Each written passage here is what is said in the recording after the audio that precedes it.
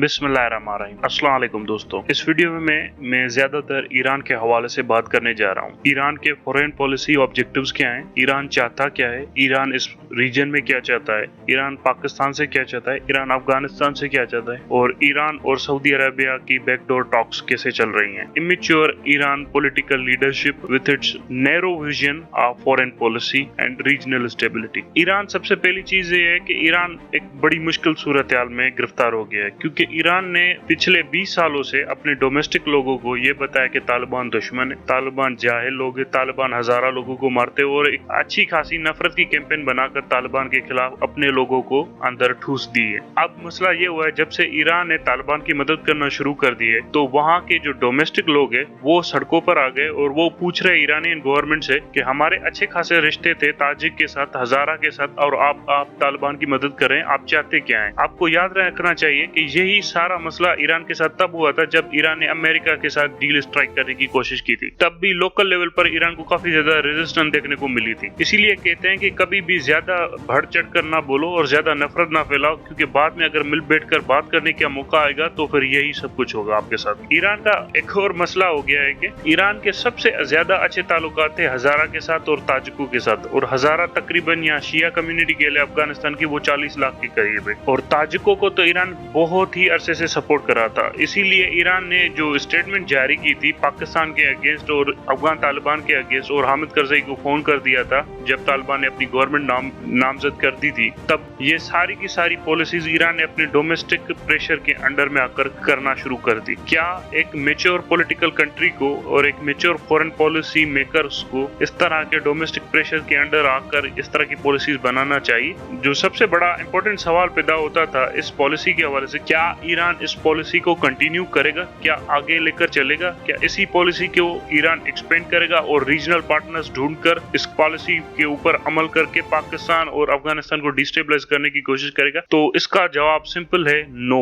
Iran ये सब कुछ अपने डोमेस्टिक ऑडियंस को चुप कराने के लिए कह रहा है, बाकी मेजर स्केल पर ईरान कभी भी इस पॉलिसी को कंटिन्यू नहीं करने वाला, और स्लोली ग्रेजुअली अपनी डोमेस्टिक पॉपुलेशन को भी ईरान समझा देगा। फिर ये सवाल पैदा होता है कि ईरान अपनी इस पॉलिसी को कंटिन्यू क्यों नहीं कर सकता? उसकी 3-4 रीजन है। सबसे पहली वजह है दाइश। हम सबको पता है अफगानिस्तान में दाइश के कुछ अड्डे मौजूद हैं, और ईरान और दाइश की भी नहीं बनती, तालिबान और दाइश की भी नहीं बनती। इसलिए ईरान चाहता है तालिबान दाइश को खत्म करे, और ईरान तालिबान की मदद करना चाहता है दाइश के हवाले से। दूसरी सबसे बड़ी वजह यह है कि ईरान ने अभी भी अफगानिस्तान का पेट्रोल बंद नहीं किया हुआ। मतलब ये कि जो स्टेटमेंट थी वो थोड़ा प्रेशर बनाने के लिए या थोड़ा रिलेवेंस रहने के लिए दी गई थी, अफगान तालिबान के ऊपर अपना थोड़ा असर दिखाने के लिए दी गई थी। बहरहाल इस स्टेटमेंट का कोई लॉन्ग टर्म यूज नहीं है। तीसरी चीज जो ईरानियन ने की है वो ये है कि जो अफगान नेशनल आर्मी के लोग सारी गाड़ियां, असला वगैरह लेकर ईरान चले गए थे, ईरानियन गवर्नमेंट ने वो सारा का सारा असला अफगान तालिबान को या अफगान गवर्नमेंट को वापस कर दिया है। अब आते हैं पाकिस्तान के हवाले से ईरान के खदशात। पाकिस्तान ने इस स्टेटमेंट के बाद ईरान से 2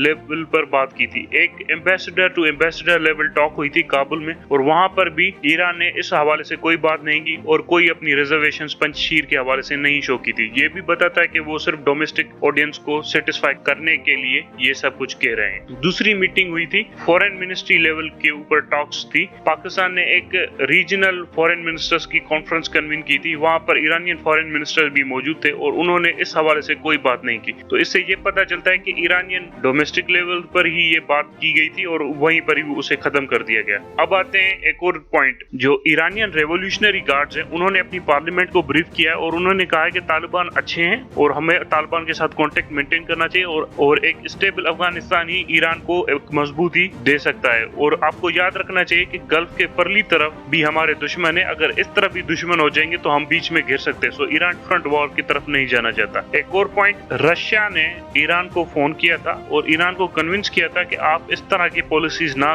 करें, क्योंकि हम सबको पता है कि रशियन के भी अपने सिक्योरिटी कंसर्न्स है, ईरानियन के भी अपने सिक्योरिटी कंसर्न्स है। इस वजह से रशिया के प्रेशर में भी ईरान ने इस तरह की चीजों से दूर रहने की कोशिश की है। चौथी चीज, जो चीन है, चाबार पोर्ट जो इंडिया ने बनाया था वो तो ऑपरेशनल होने से रहा और उसके ऊपर काम भी बंद कर दिया है ईरान ने और इंडिया ने, मगर चीन ने जो $400 बिलियन की इन्वेस्टमेंट की है उसमें चीन ने ईरान को यकीन दिलाया है कि इन $400 बिलियन में certain amount of money Chabahar port पर खर्च किया जाएगा और चीन अफगानिस्तान के थ्रू ईरान से कनेक्ट करेगा खुद को और इसी चाबार पोर्ट से चीन की तिजारत आती जाती रहेगी। सो ये भी ईरान के लिए एक बड़ी इंपॉर्टेंट सी चीज थी, जिस वजह से वो अफगान तालिबान के साथ फड्डा अफोर्ड नहीं कर सकते क्योंकि उनके ट्रेड रूट्स चाइना तक अफगानिस्तान से ही जाएंगे। और लास्ट चीज है, जिन लोगों ने प्रोटेस्ट किए थे पाकिस्तान के कॉन्सुलेट के सामने ईरान में और जिन लोगों ने तालिबान के मुखालिफ नारे लगाए थे, ईरानियन पुलिस ने उनके ऊपर क्रैकडाउन करना शुरू कर दिया है। मतलब उन सबको अरेस्ट कर रहे हैं और उनसे इन्वेस्टिगेशन की जा रही है कि आप लोगों ने ये प्रोटेस्ट क्यों किए थे। सो ये